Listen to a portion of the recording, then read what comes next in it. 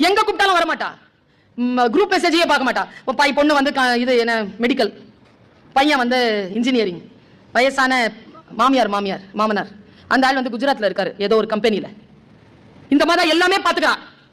திடீர்னு செய்தி வருதுங்க, அவ ஹார்ட் அட்டாக்ல இறந்துட்டானு. எப்படி இறந்தா, என்ன இறந்தா எதுவும் தெரியாது. அந்த அவருடைய கணவரை அவள் இறந்த 3 மாதத்தில் நான் சந்திக்கிறேன். எப்படிங்க இருக்கு வீடு, எப்படி இருக்கு, நீங்க எப்படி இருக்கீங்க? அவர் சொன்ன பதில் எனக்கு எப்படி இருந்துச்சு தெரியுமாங்க? ஓரளவு செட்டில் ஆகிட்டு இருக்கிறோம் மேடம். என்ன பண்ணீங்க? நான் மாற்றல் ஆகிட்டு வந்துட்டேன் மேடம். அம்மா அப்பா பார்க்கறதுக்கு ஒரு நர்ஸ் போட்டுட்டேன். பொண்ணை வந்து ஹாஸ்டலுக்கு போறேன்னு சொல்லிட்டு இருந்தா, ஹாஸ்டலுக்கு போயிட்டா. பையன் மட்டும் தான் இருந்துட்டு போறான், ஒரு சமையல்காரங்களை போட்டுட்டேன். சனியனே, இதை முதல்லயே நீ செஞ்சிருக்கலாம்ல, அப்ப உயிராவது மிச்சமாயிருக்கும்ல.